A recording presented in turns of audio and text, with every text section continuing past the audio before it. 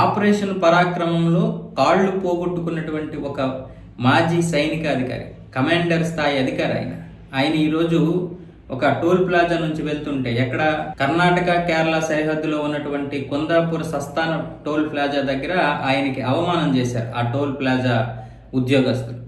వాస్తవానికి మాజీ సైనిక అధికారులకి ఎటువంటి టోల్ ప్లాజా ఉండదు, పైగా ఇలాంటి వీరులకి అస్సలే ఉండదు.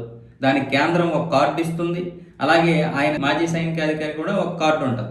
అలాంటిది ఆ టోల్ ప్లాజా వాళ్ళు ఈ కార్డు చూపించినా సరే మీరు టోల్ ప్లాజా కట్టిన తర్వాతే వెళ్ళండి అన్నారంట. దాని గురించి ఆయన సొంతంగా ఒక వీడియో తీశాడు, ఆయన ఫోన్లోని వీడియో తీసి దాన్ని విడుదల చేశాడు. ఇలాంటి పరిస్థితులు ఉన్నాయి.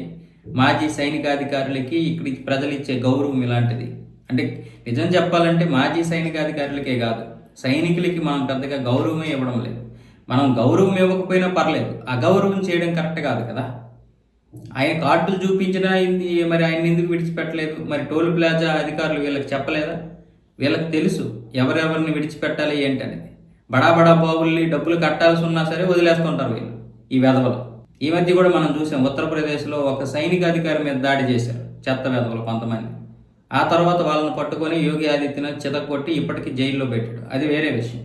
మొదట వాళ్ళకి గౌరవం అనేది ఇవ్వాలి కదా, అప్పుడే కదా వాళ్ళకు కూడా నేను దేశం కోసం పోరాడినందుకు నాకు గౌరవం దక్కుతుందని ఆయన కూడా గర్వంగా ఫీల్ అవుతాడు. ఇప్పుడు శ్యామరాజు గారు ఏమొచ్చేసి పోలీస్ కంప్లైంట్ ఇచ్చారు, అలాగే నితిన్ గడ్కరీకి కూడా రిక్వెస్ట్ చేశారు యాక్చువల్గా. ఇప్పుడు నితిన్ గడ్కరీ కూడా దీని గురించి స్పందించి ఖచ్చితంగా వాళ్ళ మీద అయితే యాక్షన్ తీసుకుంటారు. అలాగే ఇప్పటికే కొందాపూర్ పోలీస్ స్టేషన్లోనైతే కేసు నమోదైంది. పోలీసులు అయితే వాళ్ళని తీసుకెళ్లి ప్రస్తుతానికి అయితే రిమాండ్లో ఉంచారు.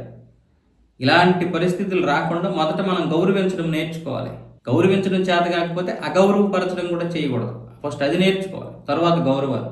ఫస్ట్ ఏ వ్యక్తిని కూడా అగౌరవపరచకుండా ఉంటే చాలు.